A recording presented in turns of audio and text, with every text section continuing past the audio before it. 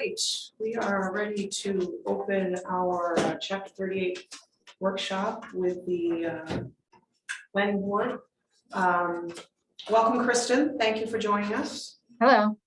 Both the select board and the planning board have a quorum, so we'll move right into number 2 and open the public workshop regarding chapter 38, and we start off with accessory dwelling units review.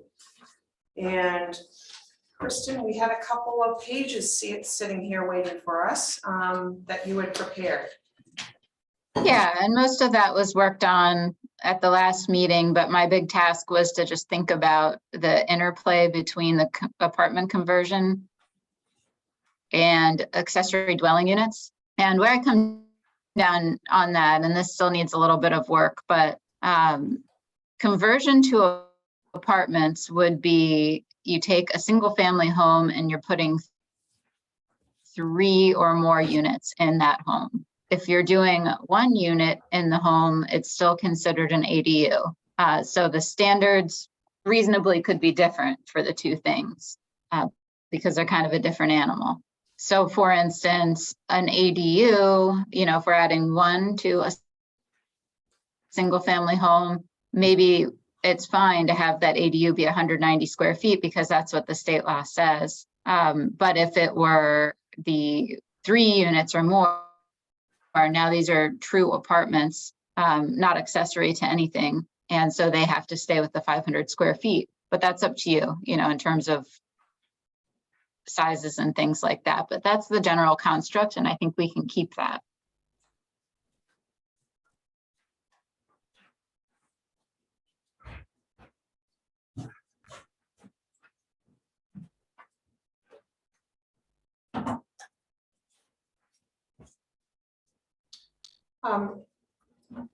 In number 1, is there a reason that you indicated that this housing units are available to moderate income households? Does it matter? That is what it said already. Okay. I don't think that that's necessary. But the idea here was supposed to be that we're waiving the standards because we need these, for policy reasons, we need more housing and cheaper housing, I suppose.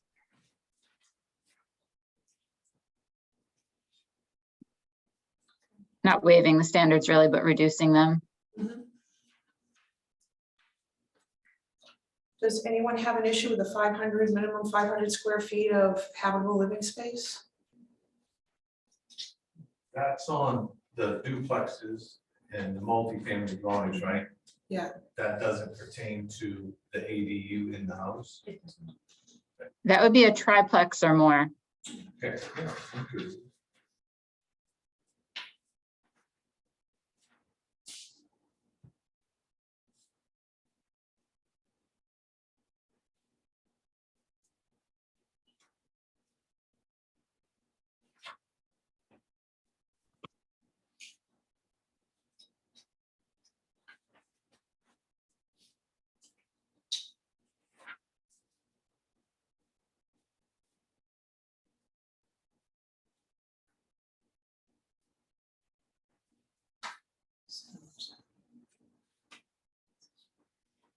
Just getting our eyes on this. So are there any questions for Kristen on the first page regarding apartment conversions? Anything left unsaid or that was discussed the last time, that questions that you had that are lingering for the apartment conversion part?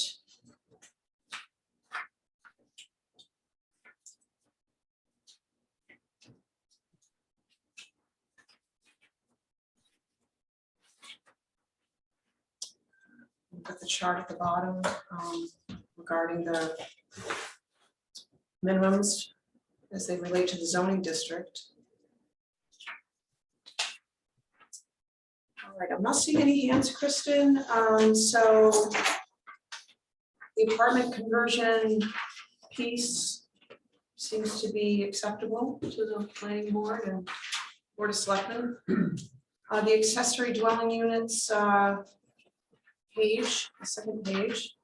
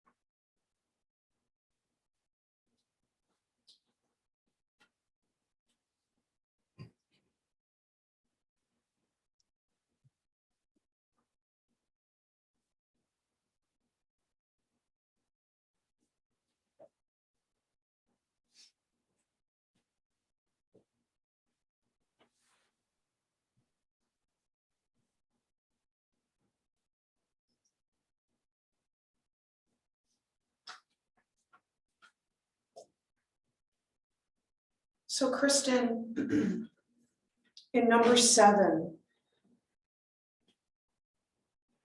with an accessory dwelling unit existing and was rented for periods of less than 6 months during the 12 months preceding the effective date of this chapter, the rental shall be considered a non-conforming use. So they would not be issued a permit and therefore would fall under our short-term rental ordinance, or what's the purpose of that? That was to make sure that we're not foreclosing the ability of people who have been renting something that qualifies as an ADU as of the date of this adoption, so that we're not pulling the rug out from under them. Okay, And by treating them as a non-conforming use, it gives them the opportunity to continue. They can sell the property and the new owner could continue the use, but if it's discontinued for a period of, can't remember what our ordinance says, 18 months maybe or more, that they wouldn't be able to resume it. And they wouldn't be able to expand it, meaning to add months to the year, to add more square footage, et cetera.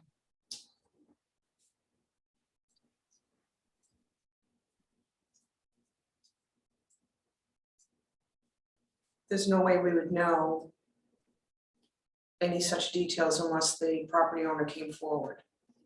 Yeah, it would be their responsibility to convince us that they're entitled to an exception here.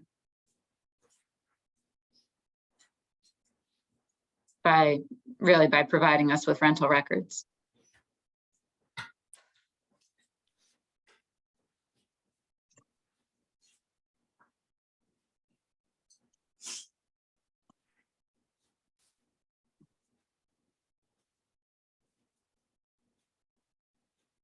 It's actually 1 year. If they cease doing rentals for a year or more, they would lose the entitlement.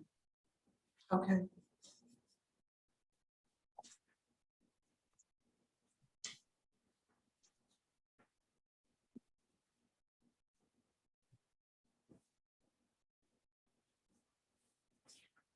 Are you concerned that you don't think they need that language? I just, someone reading this, I guess I would just want them to be able to understand, I mean, planning board, you guys read this stuff all the time. And it's, it's a language that Kristen's familiar with as well. So I guess I just didn't want to leave anything open for interpretation or confusion.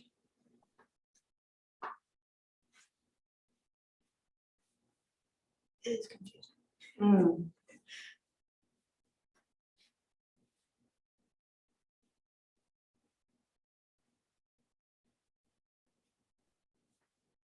Don't call the state because they can't answer your questions either. Already tried, huh? Yeah. Yeah.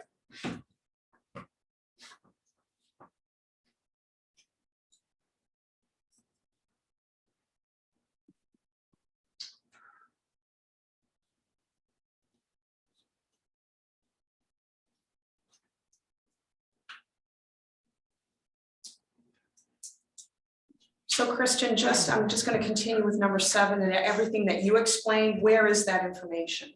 So if they, is this something that the code enforcement officer, if they came to the code enforcement officer and they're like, well, I've been renting this, portion of my house, and would they then explain, okay, well then if you can provide rental records, you will be exempt, from. Yeah, so everything, section, in this revised version, section 38.5.4 addresses non-conforming use. So it addresses expansion, that they can be expanded, but no greater adverse impact. Resumption, meaning they can't cancel the use for more than a year. And they can't change to another use that's also non-conforming unless they get approval. Is it on that 7, accessory dwelling units may be rented for periods of 6 months? Should it say must be rented for 6 months, or is that? That makes it sound like you can only have one if you rent it. I get you.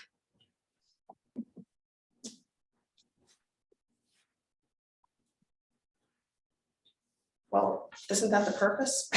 I mean, Not necessarily, because people use them for in-laws as well. okay. But I think, yeah, I think, if I understand where you're going with this, the purpose of an accessory dwelling unit is to, increase the number of available Units available. Long-term units. Yes. Can we put in parentheses no less than 6 months? Just to specify.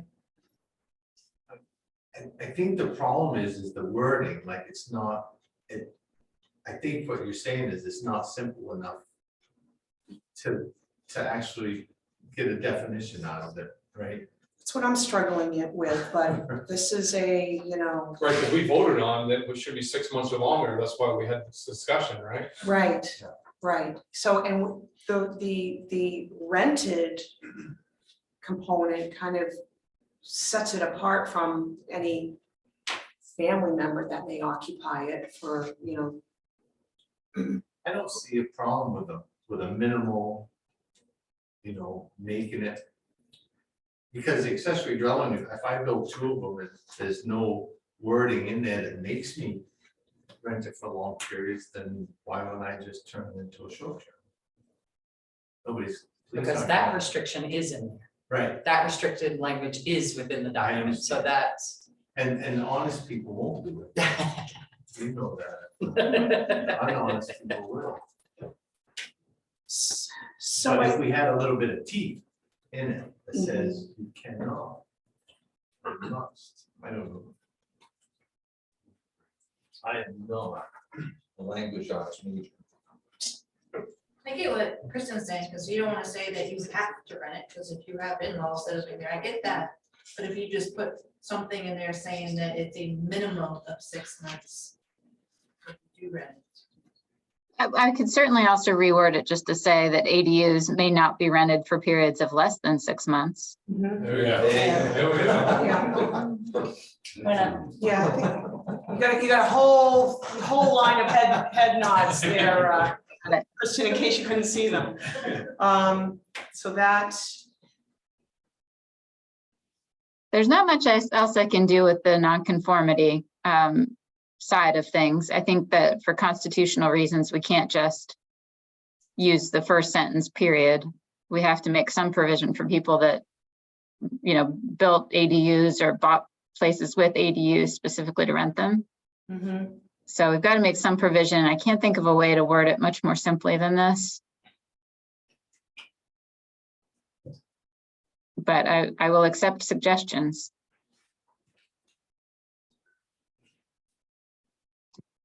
I mean, I understand it, I just.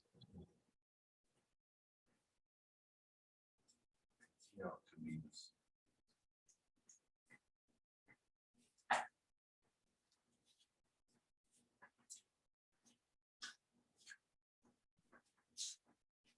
Well, I guess you know, we're gonna have public hearings on this, so if it comes up and we're struggling to explain it, we can always go back for an edit.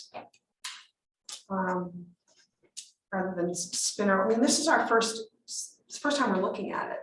So, you know, something may, you know, a suggestion may pop up in one of our boards minds between now and then, I guess.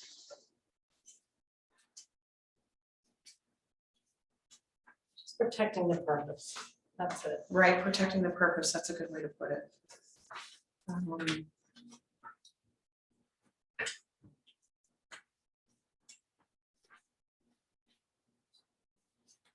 All right, so Kristen, you're just gonna make that slight wording change at the beginning of number 7.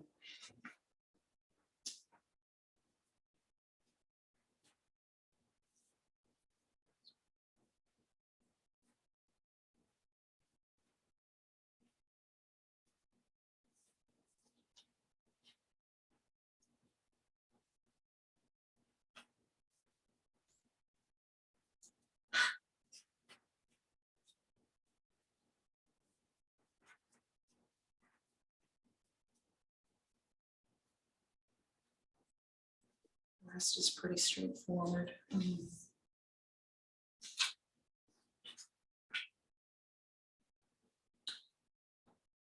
Any other questions for Mark? Was there any discussion about parking on this section? It's kind of run together for me there with the short-term rentals, apartment conversions, and ADUs there, but I know parking was talked about something, but I don't know if there was anything with the ADU. There's a reference to off-street parking in 2.4 on the first page. So you have to go to section 38.8.4 of the same chapter to get the deeds. So that's for apartment conversion That's for apartment conversion, yes. and ADUs? You can't put a restriction on parking, I don't think. None. What we can't do is just, we can't make them have more parking than a single family home has. Right, but can you limit off-street parking, on-street? If a regular home isn't required to have on-street or off-street parking, then we can't do it for an ADU, would be my interpretation. But what I don't know right offhand is whether a new single-family home has to show off-street parking. So let me look at that.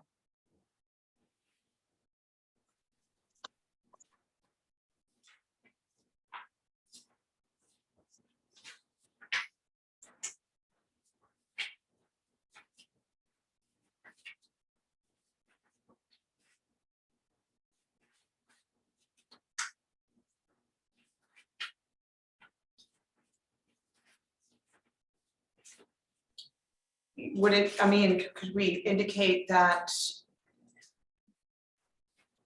I mean, just stating that parking for, you know, these accessory dwelling units may not be, you know, allotted for space in a public or private way. So what the ordinance currently says is you have to provide 2 off-street spaces per dwelling unit, with the exception of the downtown commercial district, which may allow 1 space per dwelling unit. And then for residences on Main Street, between the intersection of Main Street and Depot Road and the intersection of Main and Center Streets are exempt. So I think what we would do is just have something saying an ADU shall meet, it shall either, you know, we can have it say that it shall meet these requirements, or that it must provide only 1 space unless otherwise exempt, or something like that.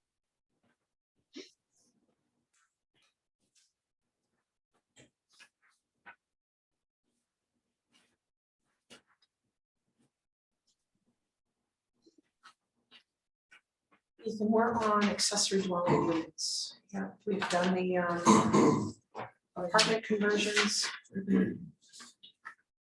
So we're 3894.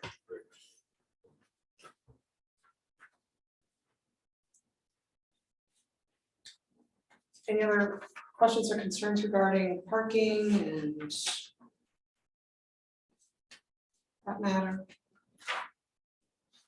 So what does the group want me to do with parking for ADUs? Have them just meet the standard requirements for single family dwelling? Would have to, wouldn't it? Or do you want it to be lesser than? Not lesser Not than, lesser than. not lesser than. Well, that's easy enough. Yeah.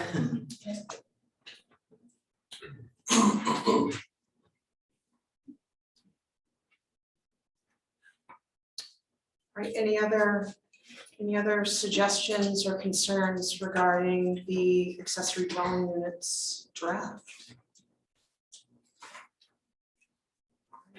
Seeing none, it looks like we're through discussing that, Kristen. Excellent.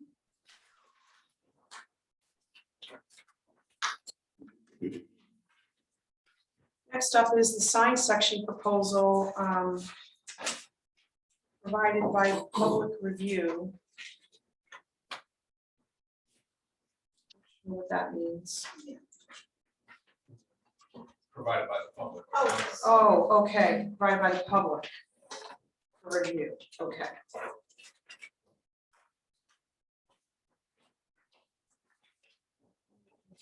This is,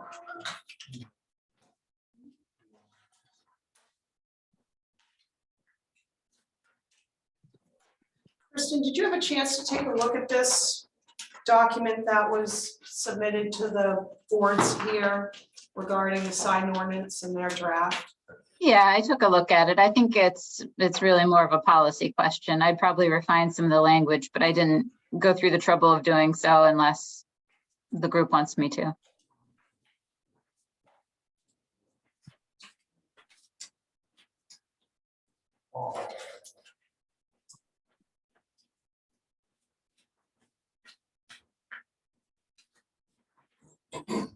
At the last meeting, I know the planning board didn't want to incorporate any of the changes that were put in front of us. And one of the members was on the fence about electronic signs.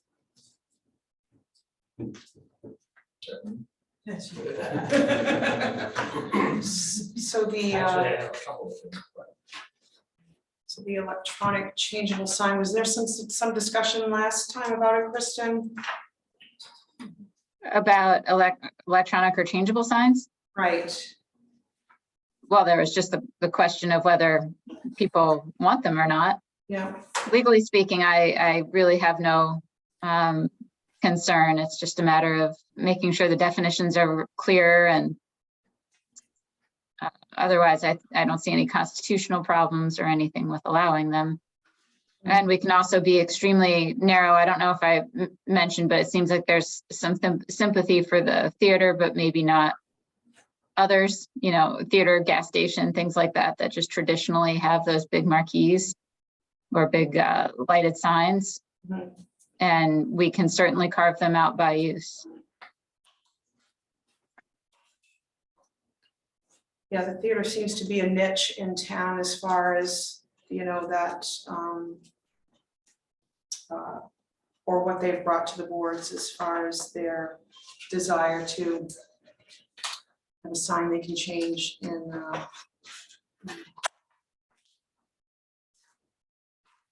with an electronic message display.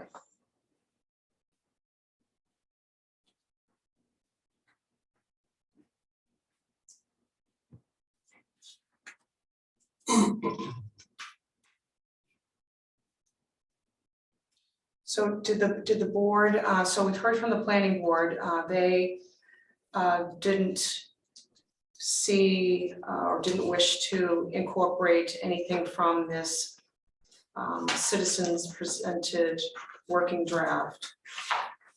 I don't know if the board had any Any questions regarding the language, anything they thought would be beneficial or included or qualified?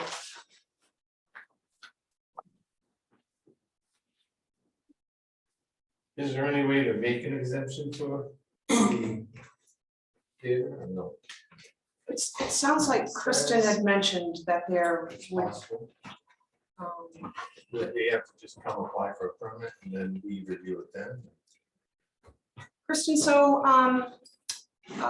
Lee from the planning board is asking about if it's possible to have an exemption for the theater only regarding this changeable electronic sign and what there's, what the steps would be. Would they go to the code enforcement officer, or would they need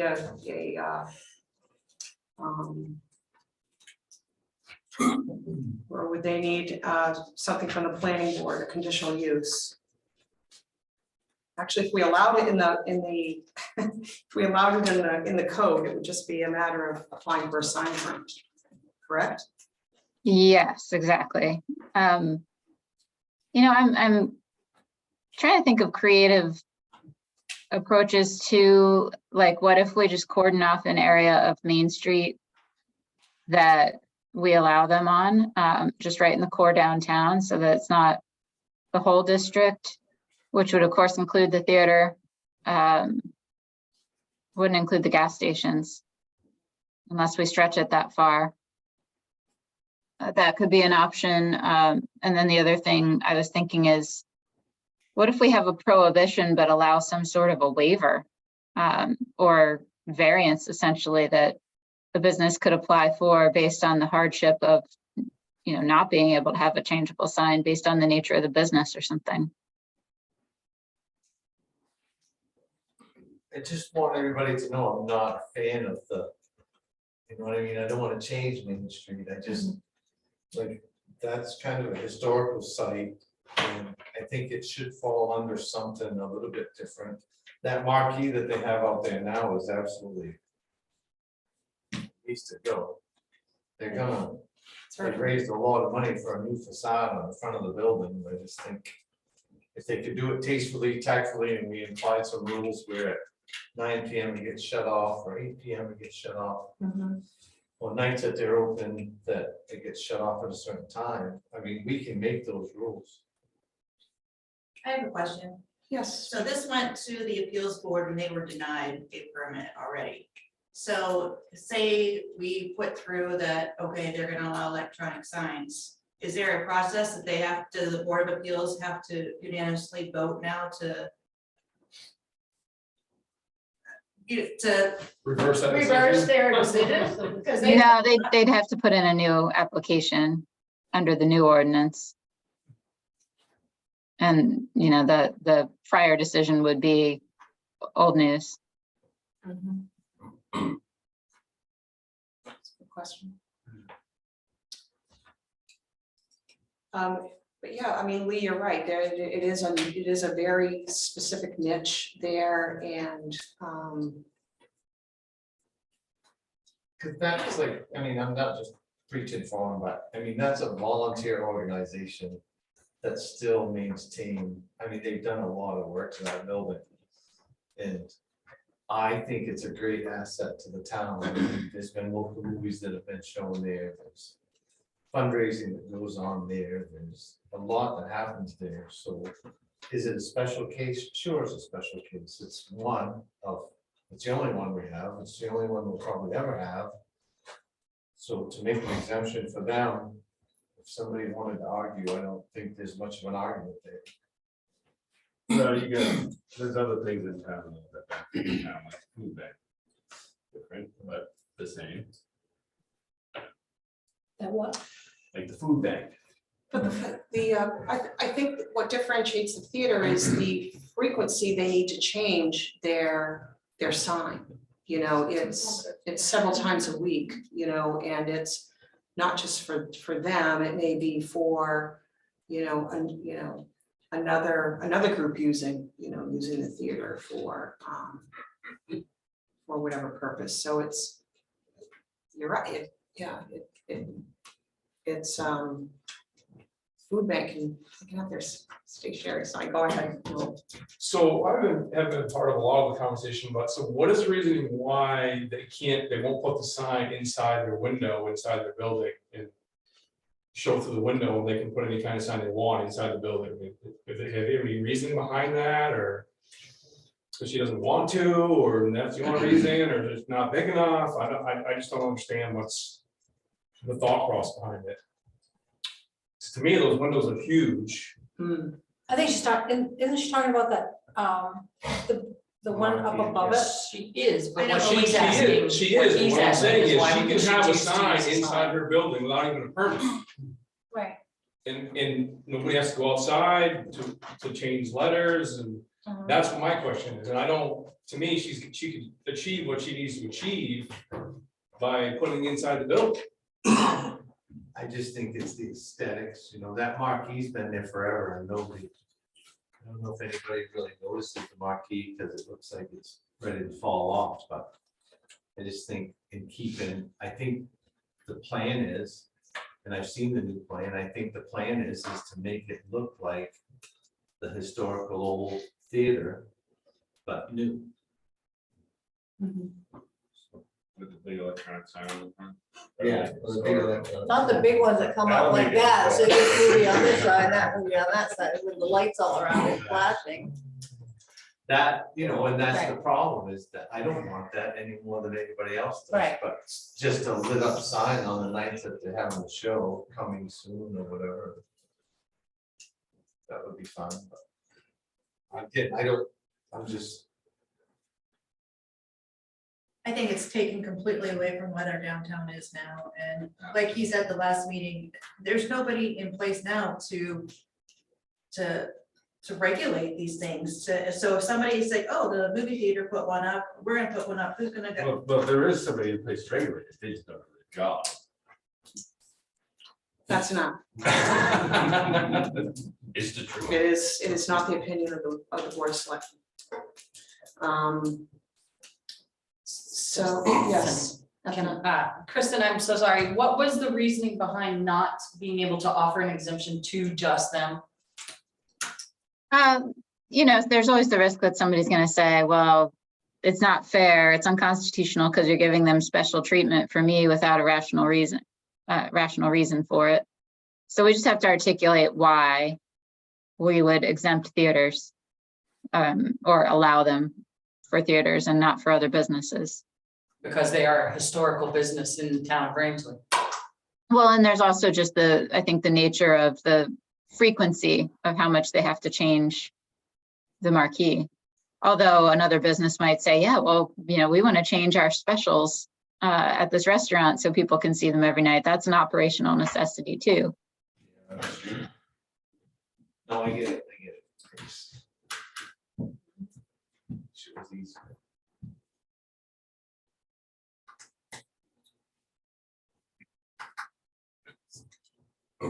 Sean? So has the theater been approached with having like, so when someone comes and asks you guys for a sign ordinance and stuff, do you offer other options for them to do? Like, does the theater know that they could put in the window? I mean, I know we've learned just talking through this way. I didn't think the code enforcement officer Since she's been through the sign You'll like- ordinance you'll like document, this one. at the length that she's been through it, I'm going to assume the answer is right there in front of us. Ethan? I'm gonna state this outright, this is an argument for or against. I'm now a sitting board member on the board of directors of the RFA, so I don't wanna comment what I'd rather and what I wouldn't. I personally would like electric signs to be allowed, period, with tasteful rules, black and white, wherever you wanna be, no movement, no jiggles, low lumens. That's how I feel across the board, but you'll like this one. So that marquee, in this particular thing we're talking about, let's say it's 4 feet by 6 feet. For sake of argument. If they cut a hole in the side of that building and hire someone like yourself to put a picture window in just that size. And put that marquee in behind the window, then it's fine, correct? That's what I understand. So they just have, if we decide not to change this ordinance, then they can just cut a transom window the size of the Yes, marquee they want, and put it in. yes and no, I believe that it can only take up a certain percentage. I think it's 50% of the window. Yeah, that's the issue. Yeah, okay. That's, you're right. Right. That's the issue is, yeah, they got the big windows, but with there are restrictions in here. Because personally, as far as frequency goes, gas stations change more than anybody, I have no issue with that either. Yeah. Them being able to change their stuff, but, yeah, so if it comes to whether anything about the theater in that regard, I'm not gonna argue for or against, I just wanted to ask a question about them. So, Well, with the capacity restrictions, yes.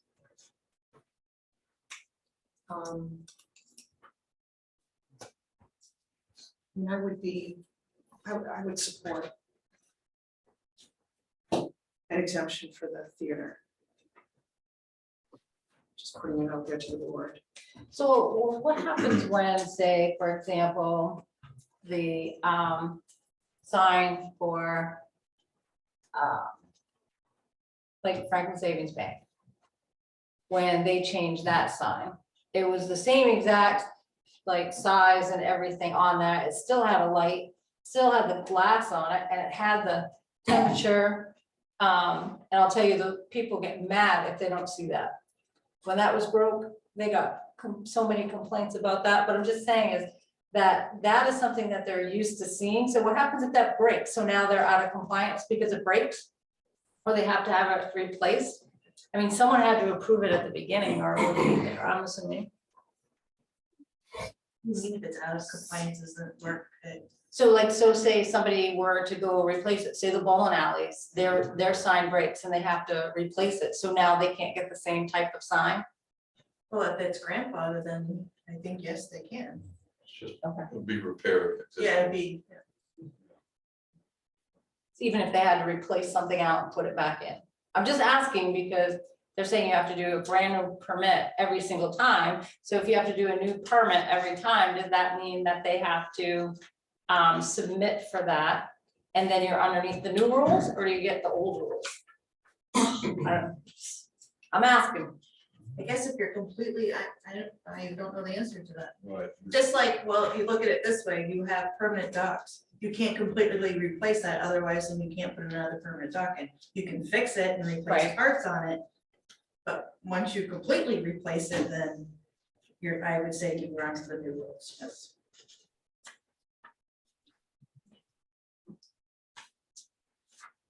I could be wrong.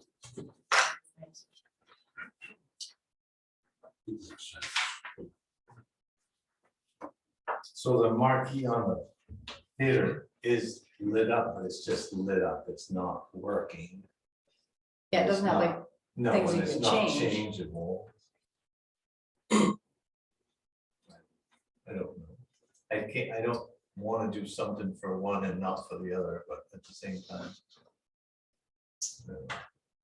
And this new marquee they're proposing is constant movement of like changing, there's one big block, is you gonna write something that's gonna stay like that? I think it's Yeah, said in the orders that, I don't have it with me because I'm stupid, but I think it said it not to change more than once every 20 minutes, therefore it wouldn't be moving, it'd be stationary.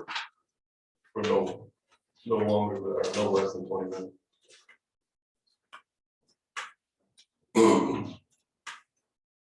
And if everybody agrees to do that for the movie theater, you can put those kind of stipulations in place, like have it only, I don't know. Like they said, black and white, I don't know if you can do that. how are you gonna write this up if we go with it? You're gonna write it up strictly just movie theaters can only have electronic signs, or a business that has a hardship in having electronic signs, because that's gonna throw us into a can of worms. Electronic signs. Yeah, they're gonna, Why? you gave it to the movie theater, or why can't you give it to us? I mean, it's guaranteed. Guaranteed. And you have no argument against it, we don't. because the exception would be the Demonstrate a window hardship. part. My employees have to Inside do a of the full window? letter to change, I think, change letters. I think the, I mean, I think it's- they're gonna have to figure out the window. So if they did the window thing, could the exception be with just the size for the ruling? Could that be it? They An could probably, exception. maybe you could let them apply for a variance to go to 75% of the window instead of 50% of the window. And then do it case by case, because that would eliminate the lighted sign, period. And you would have to come before us and ask for that variance, and we would be able to say yes or no based on the impact of the sign.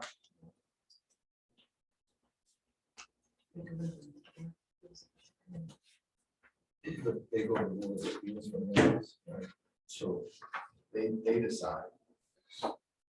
I wanna make it fair for everybody, and I get both sides, and just sometimes you think if you talk enough that somebody will come up with a great idea, but Right, I just don't see it here. So inside the building, do they still have to follow these rules?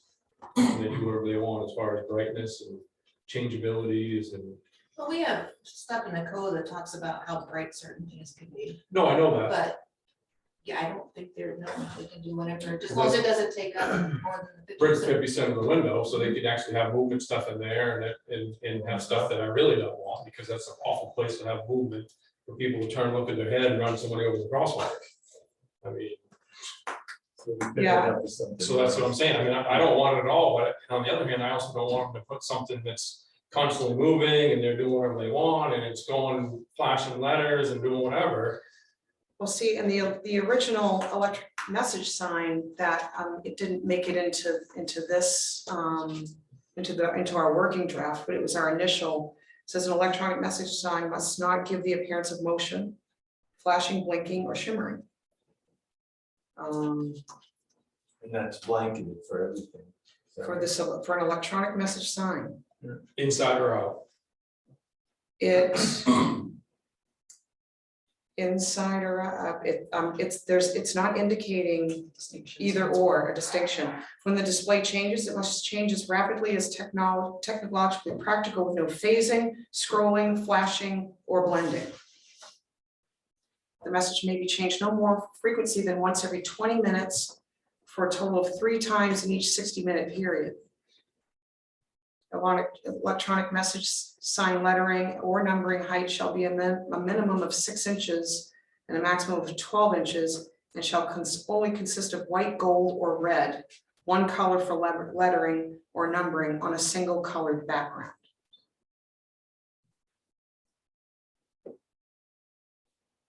So that was what was originally presented in the sign ordinance that under electronic message signs. And that was code enforcement amendment language, Yeah, correct? yeah, this was Tom Willis's sign draft.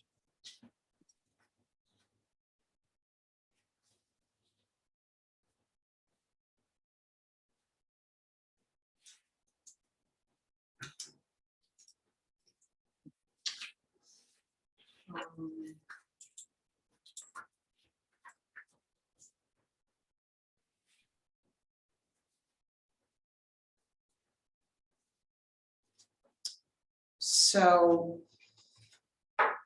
the electronic message sign, so that's different than the message board. So the time and temperature or your electronic message, that's a message board, correct? Or That is an internal, that's a it's a message, something or other.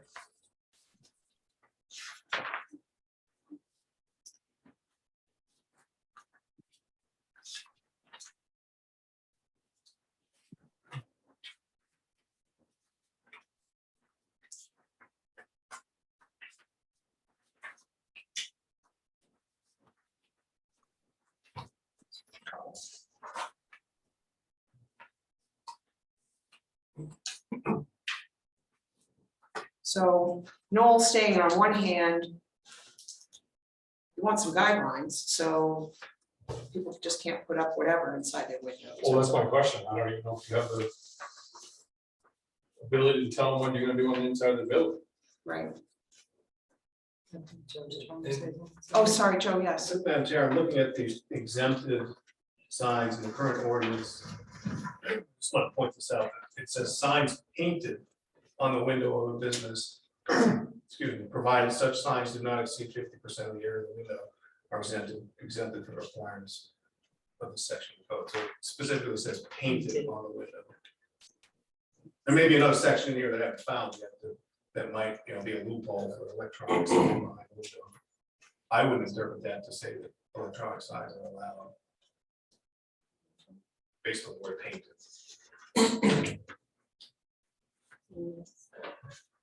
Yes. Under our definition of number 5, it says any device, fixture, placer, or structure that uses any color, form, graphic, illumination, symbol, or writing to advertise.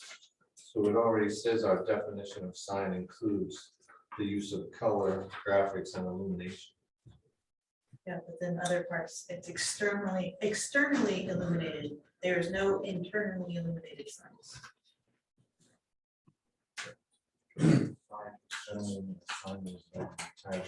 External source such as whether it's.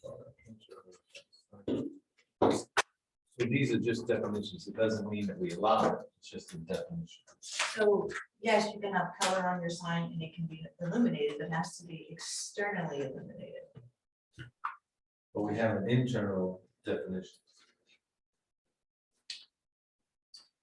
Somewhere else in the section, it said, in the sign, it said they're not allowed, they're not permitted. Yeah, in point 4. Which is why it has to be defined.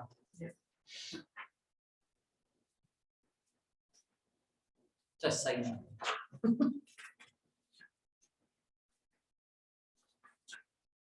They're just gonna have to do a flag.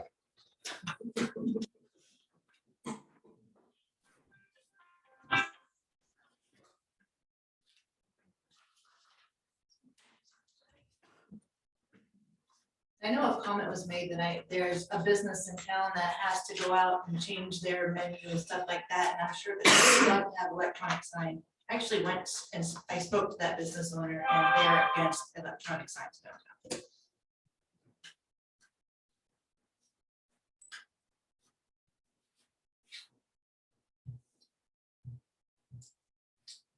Okay. I'll throw my white flag up. How do you deal with gas stations and the fact that they are technically in violation of this? Somebody kind of chuckled about it at the last meeting, but it is true. Yeah, yeah, nobody does it. Nobody does it, they didn't get a permit for the last sign they put on.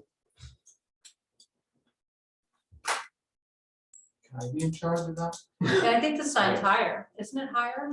I have no idea. It's higher, It's different, it's bigger, it's all, everything's different. There's no It's bright. permit on it. Is it in a different spot too? So I think it's in the same spot. I think it's in the same spot. Is it? Okay. But it's definitely bigger, wider, brighter, more stuff on it. With I no thought it was permit. before they moved the gas pumps, it was where the new gas pumps were, that sign, and then they moved it when they built the new. Or maybe they. It's almost they're like an talking years LED. ago, I like mean, I think. Almost 6 like an years ago or LED. something. Oh, bright. It is, It it's might be, like- right? yeah. Compared to like, if you look at the Right. Powerball, like the ones that people have in their windows, that seems like it's Those are dimmer LED. than it is. It's all in the lumens, Right, so if you were to allow, you would define it, it'd have to be under a certain. We amount of did, lumens. we changed it, Ethan, so 1,800 lumens, which is equivalent to a 100-watt light bulb. Okay, yeah, so maybe some are brighter than others, some are still within, or who knows?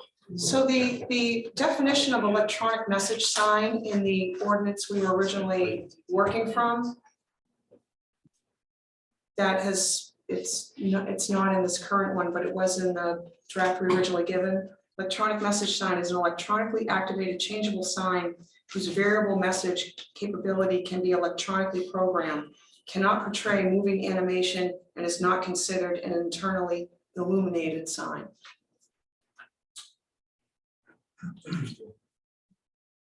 So I actually just found an ordinance for a town in California that allows internally or prohibits internally illuminated signs except for theater marquees and gas stations, which is kind of where my head is right now. Want to do anything like California. Well, this is St. Helena, California. I don't even know where that is. I don't know if we can count it.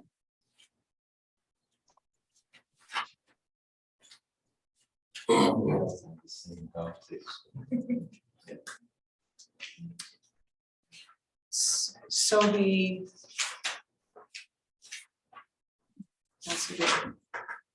The restriction on internally illuminated signs and that's currently under general provisions wouldn't apply to electronic message signs, according to the definition that was provided to us.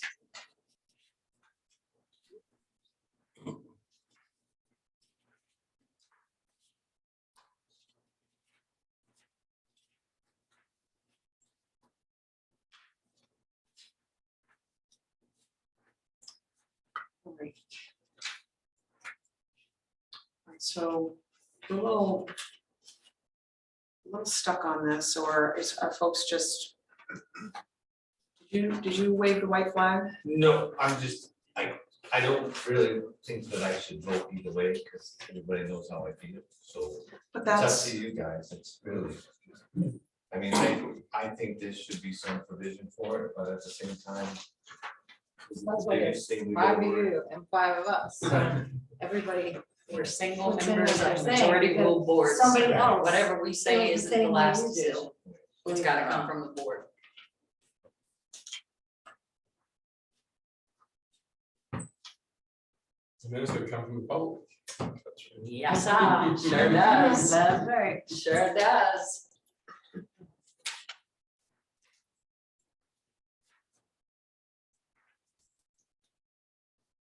Do you break this down when they vote on it, will it be broken into sections? No, that's the problem. Nope. It's going as a one big document.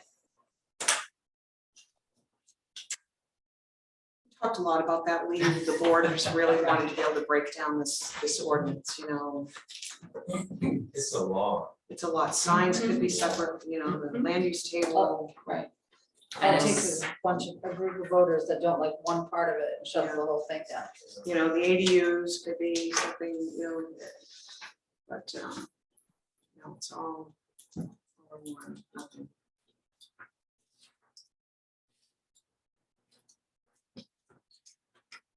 All right, so can we just go through, the sign section? There are some, there's some duplications. So we'll, you know, we can, unless someone wants to make a, I'm sorry, I should have appealed to the board, unless the board, you know, wishes to make a motion to allow, you know, theater and gas stations to have an electronic message sign. Kristen, if we, sorry, Good. if we make an exemption for those, can we put restrictions on the exemption? And I only. Yeah, of course. Okay, thank you. Then that doesn't matter why I asked. The answer is yes. And those are the restrictions I had read earlier that were in the original draft of chapter 38 and the sign ordinance.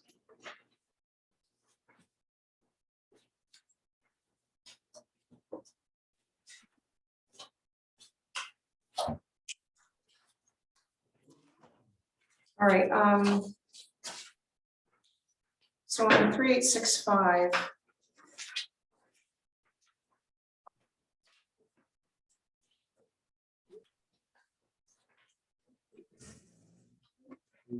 I have to leave this. 3865, the purpose statement. I really like the purpose statement in the original, in the draft that was presented in our initial document. I apologize, but I have to go. Okay, thanks, Rebecca. Just to be clear for the group, Cindy, I'm sorry, can you, when you are identifying which document you're working from, can you, So this is the original document we were given. by whom? By the, it was provided to the planning board, to the board of So selectmen. this is the one with the CEO markups. Yes, That's the one you're talking about? Yes. Because we are currently working through 3 different documents right Yes. now. yeah. I don't know, Lee. I'm not sure that was what you were given. So I guess I'd just like to put out there, I like that purpose statement better. The purpose of, it says, the purpose of regulating signs is to promote and protect the public health, welfare, and safety by regulating existing and proposed exterior advertising and signage. To allow for attractive, legible signs to serve the needs of individual businesses, properties, and general destinations within the community. Which one? It's just so much more pertinent than what is in the old purpose statement. Now,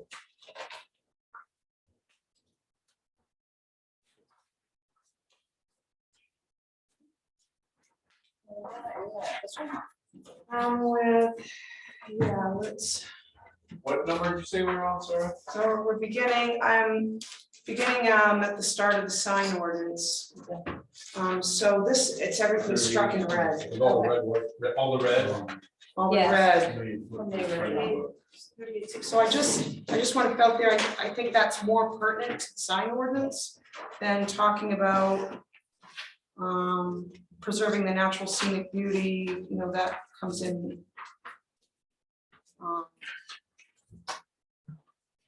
Does it have a page number? 3890, what's I have 3866. 3866. Yeah, that's the one that's crossed out. Yeah, that's what that's what we were initially given. Okay. And the red cross outs is what I'm talking about, that one there. Dropped all over it. The one that's not, I just didn't have another one, I'm gonna, like you said, three ones.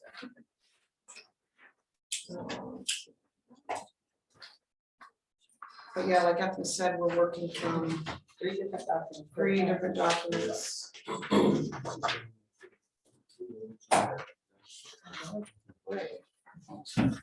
Yeah, I just,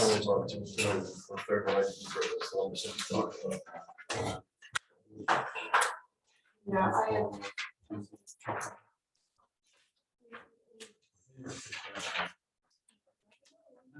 all right.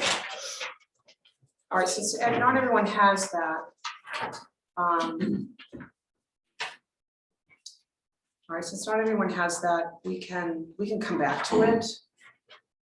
I just, guess I thought the original purpose statement was just more relevant than this old one that is then in here. I've. I know, I had extra one. Oh, no, I'm good. I've read it front, back, sideways. I'm good. You can still get it. So. Permit required. So under exempted signs. This is the current working, this is the current I mean, this is so confusing. This is the current document which everyone has, As in the current ordinance, the current ordinance, yeah. Which is, okay. you guys are gonna have to flip Which has no red pages. through it. Yeah, you're gonna have to flip pages.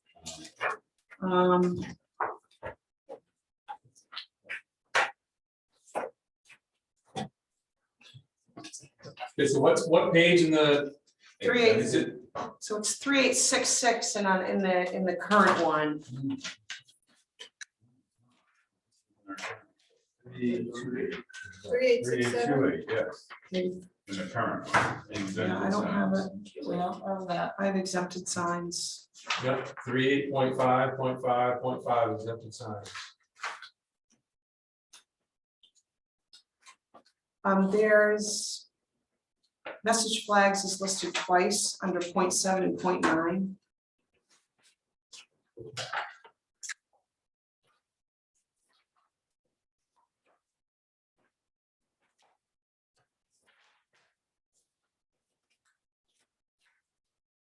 Message flags has its own piece of information under 0.7, and then flags, decorative banners, and pennants.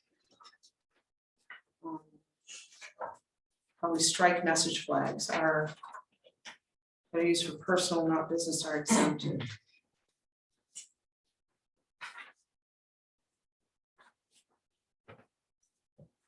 So there's one duplication.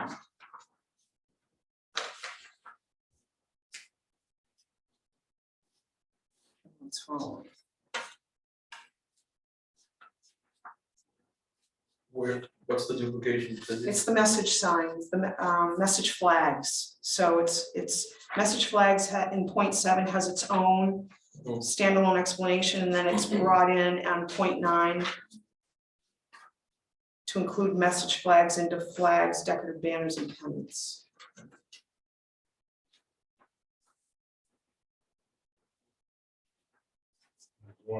My thought, we're gonna strike message flags, let's take it out of point 9. Yeah, that's what I agree. I think Right? you're right. And then that still limits 2 for the businesses. Yeah. So strike message flags from point 9, so there's no exemption.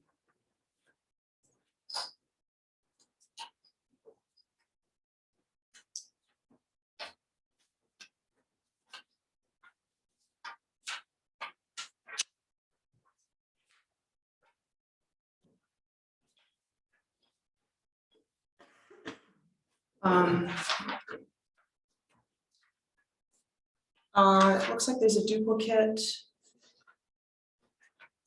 So point 3 on the next page, externally illuminated signs shall be lighted from sources.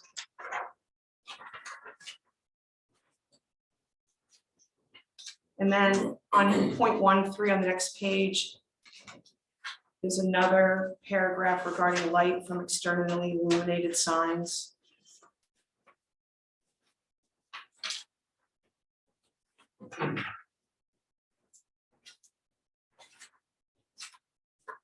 So either should be combined. Yeah, Could you just strike 13? Was there something in there that's? I think, yeah, it says light should be shielded from streets or adjoining property. Yeah, I think the gist is the same.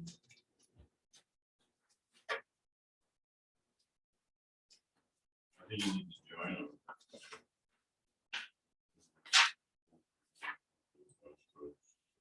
Just kind of need to add floodlights to it, right?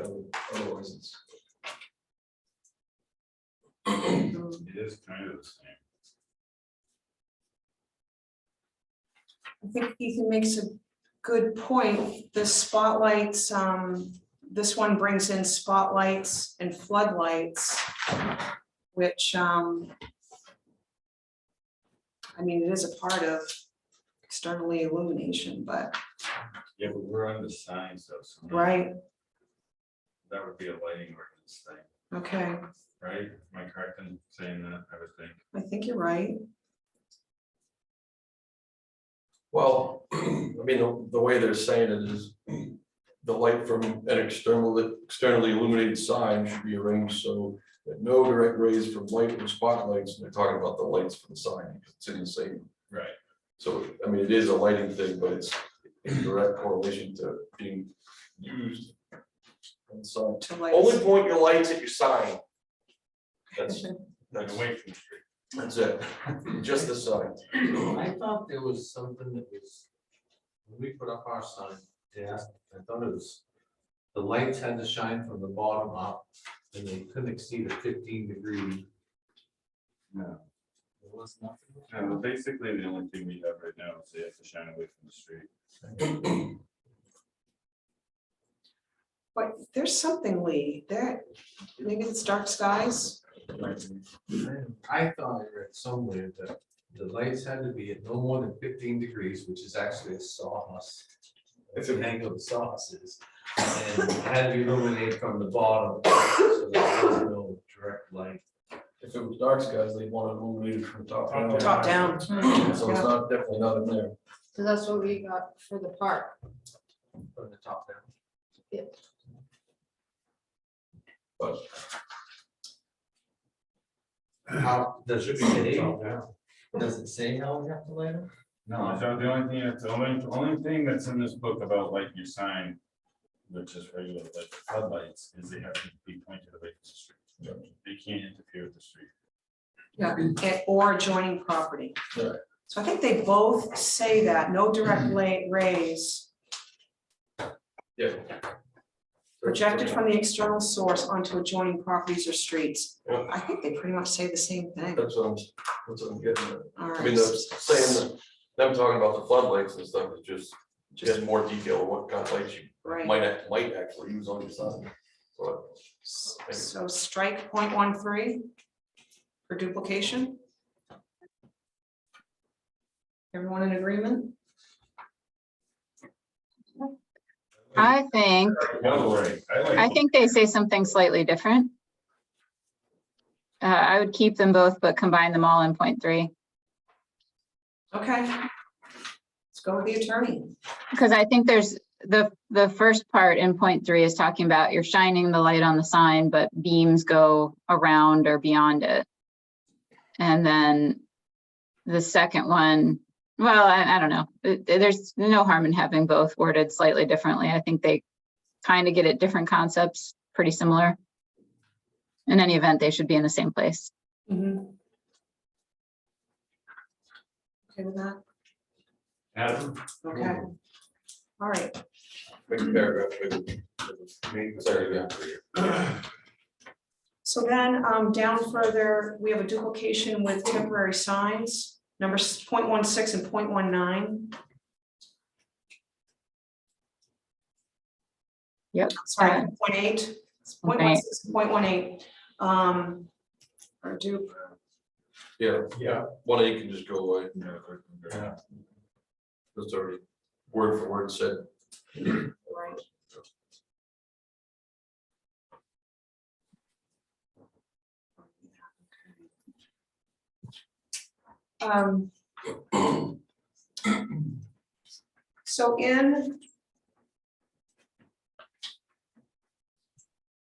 So in the original sign ordinance that was presented, there was a section on motor vehicle signs. So why would that be struck? What do you mean? Well, there's a whole sign section on motor vehicle signs that's not in our current code. That was, It's like installed by the state or the town, I'm assuming. well, this was the original sign draft we were working on. I'm wondering because I'm wondering if they're already exempt from any ordinance Yeah, that we may institute. that would make sense. I don't think we can institute. We can't institute. For road safety signs, I wouldn't think so. So you No, have to, it's motor vehicle signs. Not a sign on a motor vehicle, own a motor vehicle. yeah. I would think that would be a department of. That would be a BMP thing. So, What if we had like how, like Blueberry Hill Farm, how they're posting out, is that what you mean, like if they have a sign up on their truck that they're doing for their sales of their vegetables? So sign and the logo are two different things, is that what you mean? Yeah, the sign is, so basically, it's so a motor vehicle cannot circumvent this section of Oh, so if you park a truck. in the front business yard, or, yeah, related signage.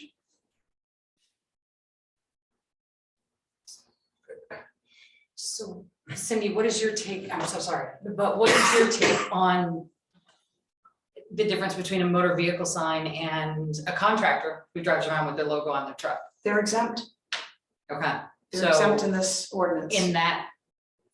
in the proposed ordinance from the code enforcement officer, Mhm. so motor vehicle signs were added, There was a section of, but it's not in the current one. correct, What page is that? so, That's in the one that's all crossed off, right? yes, so What's the definition of a motor vehicle sign? Great question, signs, that's where I was headed next. You did well that. signs on motor vehicles. So basically, it looks like what this is trying to, with the exception of a contractor parking their company vehicle, and a sign on a motor vehicle that would presume to have, all right, so if the motor vehicle is parked or stored in a location visible from a public way. So the concern is, Like the if one they're in used, if the motor vehicle is unregistered and they're using the motor vehicle as a sign holder. If the motor vehicle is uninspected and they're using it as a sign holder. The sign is larger in any dimension than or extends beyond the surface of the motor vehicle to which it's attached. It sounds like it just covers a very creative way to dodge the sign ordinance. Yeah, there's a truck park at the bottom of the hill in Phillips, right, that advertises the antique show. Oh, that's right. So I guess I just didn't. Would that not be covered in off-premise advertising, which is a violation of our code, our current code? Off-premise advertising is not an allowed signage in our current code. Or what if they own the property? That's where it pulls in. This is so difficult. Yeah, everybody be on the boards. They be lined up, Lee.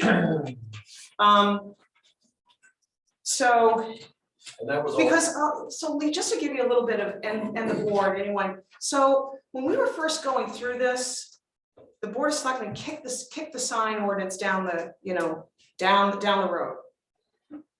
It's, the one that was presented had lots of charts and graphs, which I think we found confusing. I think the planning board found confusing. So the planning board decided the copy they were going to work from, and Wes can, tell me if I'm wrong, they were going to just work from the existing sign ordinance, okay? And they may or may not bring in what was, what was suggested, and they've since decided not to review or go back or just, discuss what was originally presented. So we've never had that opportunity. By the time we got through, by the time we got to a certain point, it was budget, and then we had to put a pause on this. So basically, we just haven't discussed this. And not that I'm trying to confuse anything, but No, there were tons of people about the signs yeah. that were here. Really? Oh, we had a lot of people show up for, Yep. for chapter 38 and And signs. You know what stinks about this, it's something is, I don't wanna say something as important or as delicate as this, like in years past, if we had something like this, we would do a presentation, we wouldn't just sit here and talk about it and say, this, the lights flash and this and that, and I'm just talking about size. You can physically get people into the cafeteria at school, discuss this one thing, have several presentations made, public workshops, hearings, whatever you want to call them. You can actually have visuals, we can talk about it, people could be like, yeah, I'm okay with that or I'm not, and then we'd vote on that sign ordinance. But here we are with this chunk, and I'd love to say, can we just cut this one out and do it that way? And but then there'd be other things in this document that ought to be cut out and done that way too. That way people can get a visual on it, like square footage or additional dwelling units. You could actually have photos and this and that, and people can get a feel for something instead of words on a piece of paper. And I think we don't do that anymore. definitely. I remember going there and begging for money for the snowmobile club. Well, I think we can at a public hearing, the purpose of a public hearing is for, the body holding the public hearing to educate the people present, not to sit and wait for them to ask questions. Sure. No, and It's us right. providing the public with as much information as possible. And we can do that.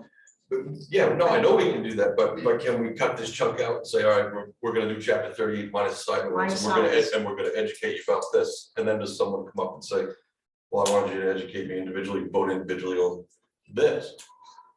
Oh, sorry. And this is the only comment I'm going to make towards that even is this, any other amendments that have had to been made to chapter 38 have been pulled out as an amendment to shoreland, an amendment to the signs, an amendment to, and each of those sections were taken to town meeting as amendments to those sections. Right. All of a sudden, it became an issue that this was sectioned out. And we have been handed the document in full and been told that doing it in sections is not an option. So it certainly would be a lot easier, yes, if we just, When it was in sections, it was easier to pull apart for people and to provide that in-depth information.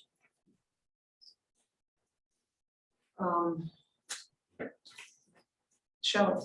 And that is why one of my suggestions were to break it up with each public meeting that we hold, like highlighting everything so that people understand exactly what section is what, so that they feel more confident on what they're voting for.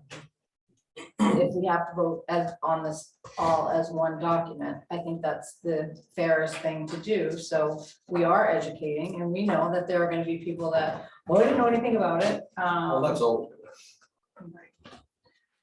But yeah, I think that's a good idea. When it comes time for the public hearings, we have specific, just like we had when we were reviewing the ordinance, we had specific sections we were reviewing and people who were interested came. Is it the intent to get this in front of the June town meeting? Because we're Yes. running out of public hearing time if we're gonna break this up. Lee, All in all reality, if we got it in front of them in June and they voted on it, and then we're gonna get challenged on this for years. We're always gonna be challenged on this. So if an individual wants to challenge us on something, they're gonna do it.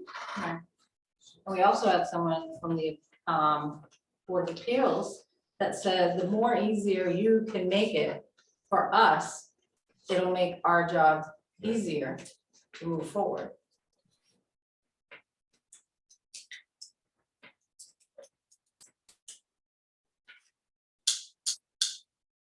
so. So that motor vehicle signs has been removed, and.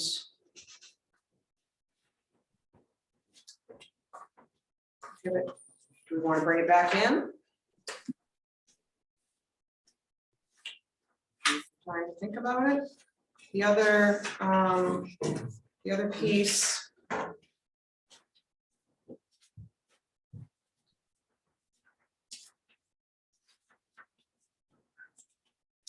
And we know electronic message signs were deleted as well, and I've read those.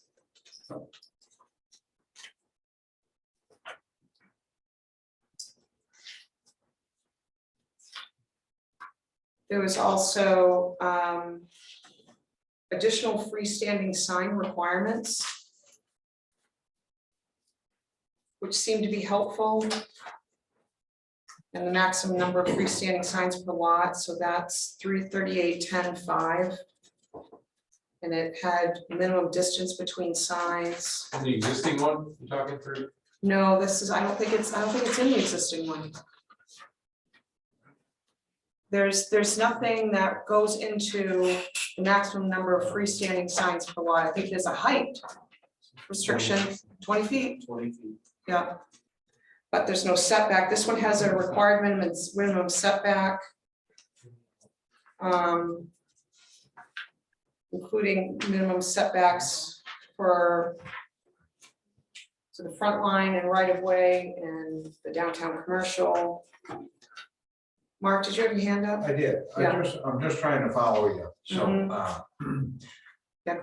you're looking at the existing sign ordinance, and you're also taking the one that was Tom Willis had suggested, and seeing if there's any portions of the one Tom Willis suggested should be incorporated in the existing one to come up with a new one. Is that That's the right. process you're doing right now? Yeah. Okay. Yeah, because we haven't reviewed it. Right, and I'm just want to see if I'm Yeah. understanding how this is working. Thank you. And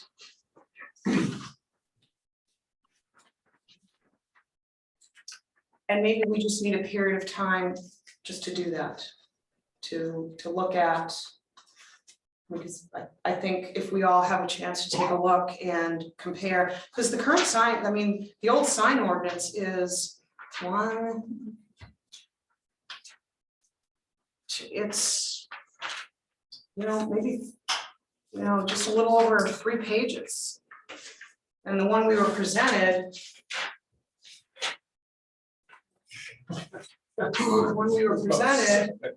is 1, 2, 3, 4, 5, 6, 7, 8, 9, 10, 11 pages, so maybe we don't want to incorporate it all in. It may be counterproductive in terms of getting the message across to voters in terms of what you've already accomplished. Yeah, I think that may, create more of a hurdle. My question would be, are there any instances of sign-related issues other than possible enforcement issues with what's in the code? Is there anything else that's happened in town that's caught your attention that you think needs to be addressed, like real world incidents that have taken place in the last few years? If there are, I would recommend trying to address them. If there aren't, maybe put a pin in it the next time we open it, look at that.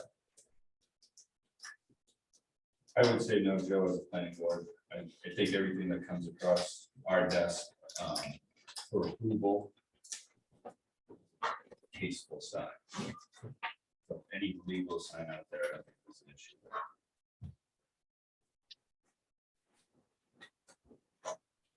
anything from the board for you, Mark?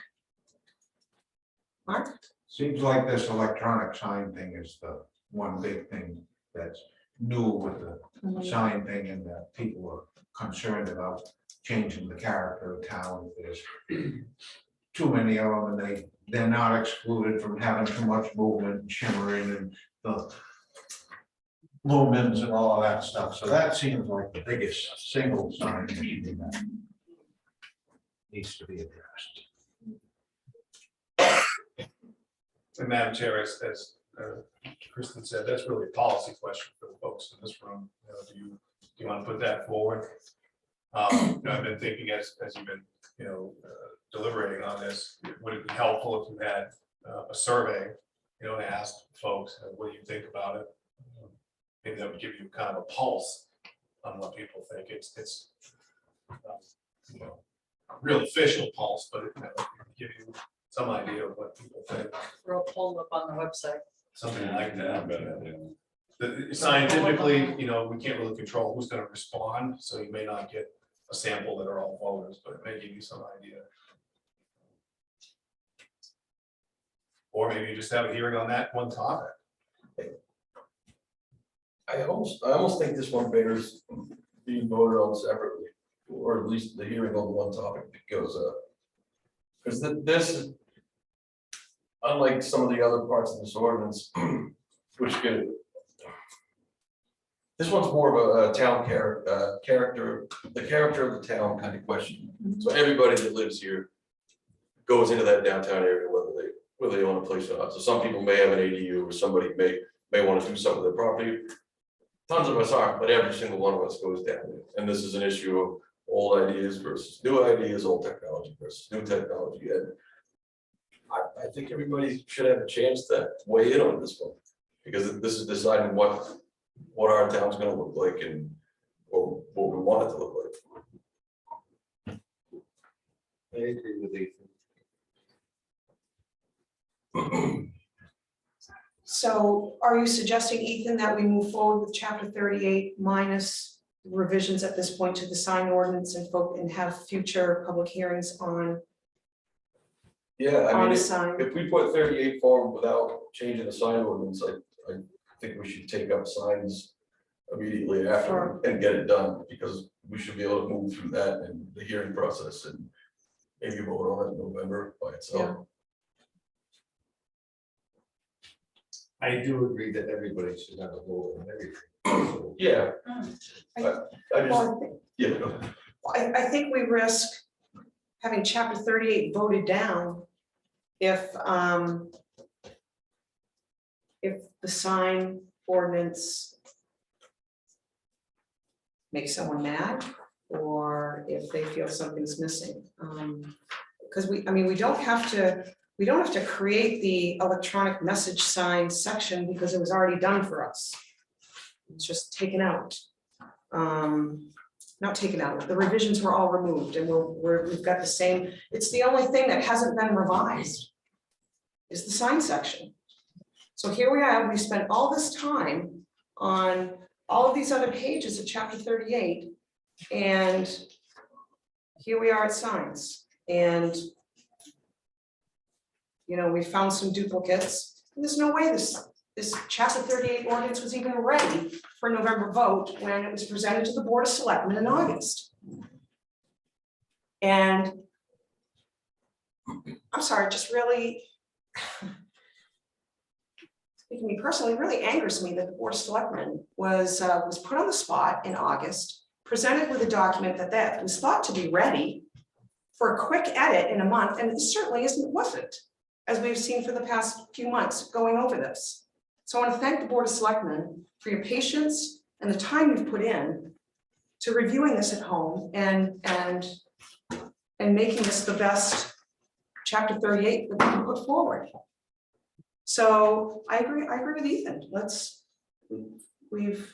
It probably deserves its due diligence. We've got some passionate people out there that really feel strongly for electronic message signs and strongly against. And for some reason, and when I talked with Tom Willis, he said he worked with AvCog, he worked with Kristen on this chapter 38. So there was some reason for all of this, and I don't think it's right to just cast it aside because it's too much work.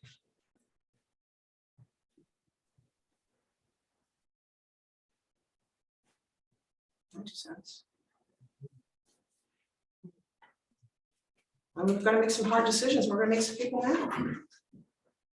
Signs should be taken out because this isn't the planning board's doing. This is our CEO's doing. And there's nothing, and that's fine. There's nothing wrong. Should Yeah. be taken out. I And think that's when it was taken out originally. We went back to it. yeah, I agree with you then. Take this out, let's push 38 forward. Do this next year. a November vote. If there should be enough time to get through one chunk of the ordinance between June and November, July and November. Keep the current sign ordinance. Yeah. So I'm gonna throw this out there. What about, we're talking about signs, we're talking about the appearance of Rangeley. What about form-based codes? Because I'm throwing that out there because, yep, electric sign, but you Yeah. could have a TP in the middle of Main Street, you know what I mean? Or some Or a kind of- psychedelic colored building, or, that's the other piece, form-based code. I think the board at this point would just wouldn't approve the application. But on what basis? Because you don't like the color? I don't think that qualifies. Or you don't like the window size, then you would be discriminating against Yeah. certain people for having a certain taste of a property. So So Kristen, the signs are just as dangerous. So Kristen, a while ago, Joe, what was this? A couple of years ago, AvCog came to a Board of Selectmen's meeting because we wanted, this was just after Saddleback was purchased, okay, the big plans, and we're like, all right, we've got, scenic byways, we've got, the character of the town we were worried about, so AvCog came in and we're like, well, can we restrict franchises? And they said, no, you can't, it's discriminatory. But you can develop a code so that, just like in Freeport, you go to McDonald's there and it's all quaint and looks nice. That goes with the character of Main Street. But we have nothing that requires that. And so Kristen, I guess there were different, it doesn't necessarily need to be an ordinance. I'm really stretching here. It can be form-based code is something that is stuck in our minds because it was discussed, but you know, what? So that would be the next thing. We were worried about signs, Right. but how about, you know, I remember when Genasi put up the backwards building, people were Oh, ticked. yeah, because the movie theater used to have that straight back. Yeah, I mean, there have just been some things that have happened along the way. People didn't think that big monstrosity of a brown building was right, so. But anyway, Kristen, so that's just something that, and we've mentioned it to the planning board as well, because I don't think they were present for the AvCog presentation. I mean, I think that going in that sort of a direction and maybe starting in concept with sort of downtown design guidelines and focusing on the village makes some sense. And that can live right alongside a standard, you know, land use ordinance like chapter 38. So that would go in chapter 38? It probably would, because chapter 38 is intended to be a comprehensive land use ordinance. But, you know, lots and lots of land use ordinances out there have downtown design guidelines. And either a separate board who's charged with applying those, a separate review process, or it's got to go to the regular planning board, but they review the standards. They're a little bit more subjective, a little bit more, you know, visually focused, like a form-based code. And, you know, that's not a revolutionary concept, and we don't have to overhaul anything. It would be an add-on. All right, well. All right, so this has been alerted to form-based code, and that's a good segue because we're struggling with signs. And that's nothing compared to a hideous building. All right, so do we just need a consensus, Joe, as far as, you know, presenting the sign component of chapter 38 separate for We're gonna leave it as it is, we just leave it and then continue and put 38 forward, and then we amend it. We vote on chapter 38 as it is, if we feel comfortable that this document is the way we want it to go with the current writing for Right. the sign ordinance, wouldn't it just be a vote to move it forward? And then we take it up as a new agenda, right? Okay, so wait, so that would be everything that was striked out and red Mhm. is going to be back. No, No, that's Tom's no. added later. No. that's All right. 'cause That's not, there's the other problem with working on too many documents at once. We now have confused which document we're even talking No, about. you just take the existing document as far as signs go and with no changes. And then deal with it, is that correct? yeah, except the duplication, I mean. that's- Well, yeah, not no change. So which version? Sorry, I'm No, it's the old, so the sign This is the ordinance, the sign ordinance is that is the old, is the current version, not the proposed code enforcement one that was struck. Can I make a suggestion? Yes. So when we take an amendment to, and Kristen, please correct me if I'm wrong, if the rules have changed, but when we take an amendment to one of our ordinances to the town meeting, it has to have the stricken through language and the added language. It all has to be in different colors. It all has to be clearly designated in the draft that goes before the town meeting. If that's what we're doing, if we're making an amendment to an existing ordinance, but the intent with chapter 38 was to repeal the existing one and totally replace it. Well, that's news to me. So thank you for that comment. Were you aware that was the plan this whole time, was to repeal it in its entirety? No, Okay, so news to all of us. Because if we were to do a red line of this document, I mean, at this point, it doesn't look that bad because we've refined and accepted a lot of changes and are making new red lines as we go. But if we were to do one red line document from the beginning to today, it would be completely unreadable.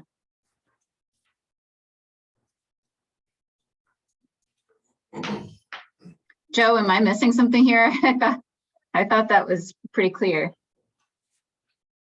No, I think you're right. I think that's, the public certainly will have access to the stricken out document, but I think it would be very difficult for someone to. Right, but do you understand my concern is I, as a Board of Selectmen member, was not aware that's what was happening. I was not aware that this was being proposed as a repealed document, which is why I've argued the whole time it needs to have the strike throughs and the underlines, because my understanding was it was an amendment to Yeah, chapter that's what I thought. 38 and not a repeal of it in its entirety. Right. At what point was that discussed that that's what we were doing? I'm sorry, I actually think we did discuss that 2 meetings ago, unless I'm grossly mistaken. Does anyone else at this table recall that conversation? Because I certainly do not. I was not aware this wasn't a repeal of the chapter 38. So is that the intent, to repeal this chapter in its entirety and to propose the new one? Apparently, that's, That's my recommendation. You don't have to do it that way. There's too many strikes in it not to. It would be like way confusing, because all you're, in some sections, you're just. Is it, or is it more confusing to do it the other way because now people don't know what we changed? Well, what we're gonna have to do, a line by line summary in some sense to explain what the significant changes are. The problem with the red line is, and even in order to move a paragraph from one place to another, it ends up a red line. Then you see the same language, 2 paragraphs down. It's just, yeah, it just doesn't work when you get to this level.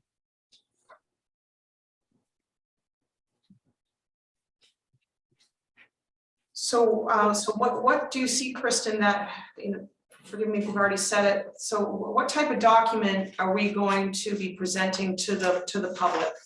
Are there going to be any strike throughs? Or, It is going to be a completely clean chapter 38. And then I think we need like an executive summary that tries to boil it down into, say, 5 pages. Yeah. With the highlights of significant changes with references to the right section and a layman's description of what it's trying to do. okay, So with that, in reference to what we're proposing to do with the sign section, do we, in that summary, do we state that take note the sign ordinance has not changed except for a couple removals of redundant statements, and we intend to take this up, such and such? absolutely. Okay. Absolutely. Yes, Mark. I agree with Christian. I have made myself some notes when I saw the agenda about the next steps. And I think if you want any chance of engaging a sizable amount of the public, you need to have a condensed version of the changes that, she said, 5 pages or something like that. And just list the changes so that people can take that document and read it, because if they, almost no one is going to pick up an entire chapter 38 and start reading through it, and especially if it's got all these red lines and green lines, things struck out, things added, they're gonna throw that in the wastebasket. So just print something that's condensed, that tells people this is what we're looking at changing, your land use tables, your accessory dwelling units, whatever else you've changed of significance, put those in there, let people read them, and then if something in there they want to learn more about, they can. But I think that's your best chance of getting people interested in what's been going on here for the last long period of time. Well, and certainly any sections that are just, as a result of a revision, change of state statute, that's an easy explanation. That's nothing we created, we're just in compliance. And the summary, Madam Chair, will be great talking points for your public hearing. Yeah, exactly. It'll be a condensed version for guidance to get us through that process and help people understand. Yeah, that's really the first thing that should come out when you're done talking among yourselves, or just the summary. I think. All right, looks like we've made it through the agenda.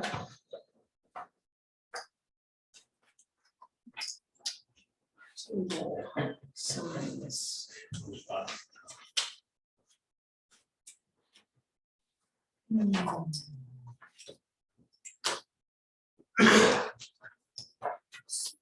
All right, so Stephanie, I just have to ask, what is the next step? Are we getting a clean document to review, we should, to then Yeah. put it on the, yeah, we should get a clean document. I think Joe and I may need to sit down probably in person at some point, or at least in a dedicated Zoom, and try to go over the whole damn thing and make sure that we've captured everything. So I think Joe maybe has caught some things that I haven't, and vice versa. And then do a clean document. It'll be our 5th version. Right. Then both groups will get clean documents, and then you'll each have the timeline that works back to town meeting, so we can schedule public hearings and so forth. Great. So we'll work that out. So yeah, the next steps would be clean documents. And then we adopt them at our respective meetings. Right, you would make a motion to move those forward to town meeting. And schedule all the dates that go with that. Right, anything else? Right, I will close the public workshop. And joint meeting, and looks like we need a motion to adjourn. So Sam's motion, I wait. Second. Ethan seconds, all those in favor? All right, unanimous. All right, thank you, everyone. Planning board, thank you as always. Thank you.